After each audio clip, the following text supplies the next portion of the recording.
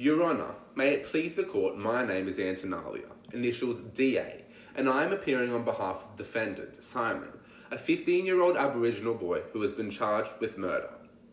The defence submits this application by way of section 590 capital AA subsection 2E of the Queensland Criminal Code to seek that the court exercise its discretion in excluding the crowd evidence relating to confessions made by my client during a pre-trial interview.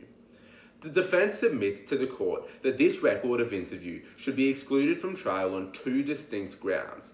Firstly, by virtue of the island or public policy discretion, as the evidence was obtained contrary to statutory requirements, and secondly, as a result of the Christie or the fairness discretion, as the evidence is prejudicial and unfair to my client.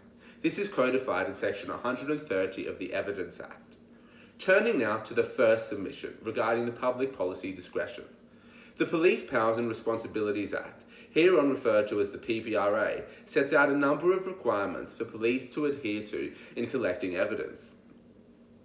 In obtaining the interview from my client, the police on duty demonstrated a blatant disregard for the procedures outlined in this act, and consequently, the defence calls to have the record of interview excluded.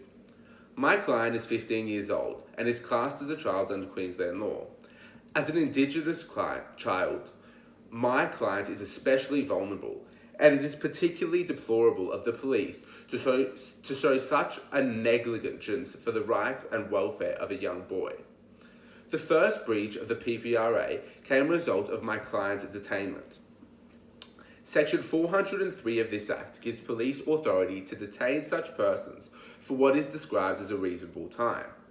Pursuant to this section, a reasonable time has been held to be about a maximum of 8 hours, which begins as soon as the person is arrested. My client was arrested at 10 a.m. He spent 3 hours waiting in the car while the police investigated the area and was then taken by police to the station, where he was formally charged at 7:05 p.m. This amounts to over 9 hours that my client spent in custody. Considering that the police did not apply for an extension to detain my client for longer, which they could have easily applied for under section 405, they are in contravention of the PPRA. This is particularly concerning given the young age of my client and shows utter contempt for the well-being of a child.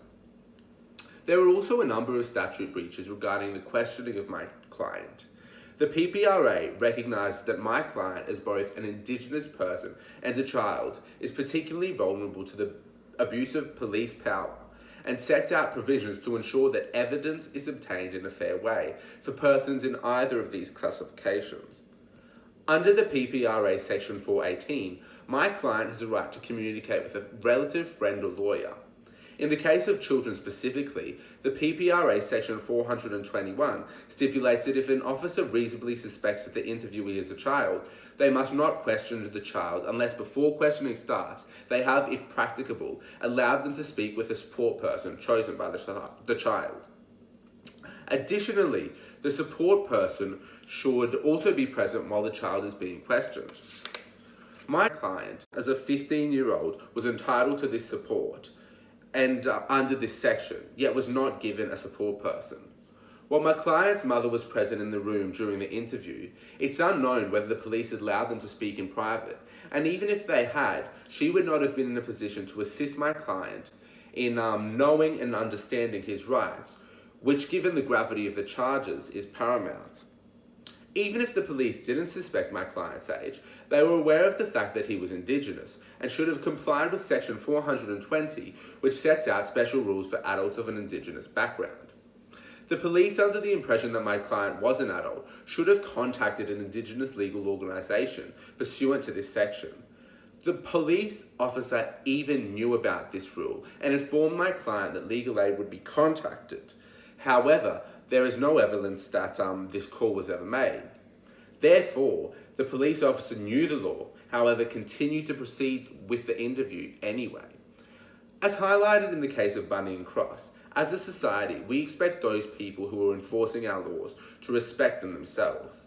As was evident in that case, the breaches of the officers related to my client were deliberate and reckless, and there were no pressing circumstances which meant that complying with the Act was not possible.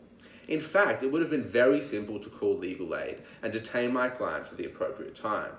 The type of conduct that the police have engaged in is exactly what the PPRA is trying to prevent, as evident in Section 5, subsection E of the Act. It would be contrary to the public interest to allow evidence obtained with such disregard for the law to be admitted in this case, and therefore the defence submits it be excluded. Now to the defence's second submission relating to the fairness discretion. The defence submits that the evidence obtained by the Crown is too prejudicial to the prospects of a fair trial to be admitted, and as outlined in the case of Christie, should be excluded because it could lead to an unfair conviction. My client's interview makes up the whole of the Crown's case. While it's probative in value, it is prejudicial in the way that the Crown has no other evidence to support their case. As was considered in the cases of Lee and Hasler, the gravity of the charge and the effect that this evidence would have in the minds of a jury is highly prejudicial and unfair to my client. Additionally, it's essential to note that the cultural phenomenon of gratuitous concurrence affects the probative value of interviews. Research has found that in circumstances such as the one that my client was in, Indigenous people, particularly children, are likely to agree with questions posed to them by people in authority, whether or not that's the truth. A failure to provide my client with adequate support increases the chances of this and impacts the probative value of the evidence. On balance, the evidence is highly prejudicial and has lower probative value. Thus, the defence submits it be excluded.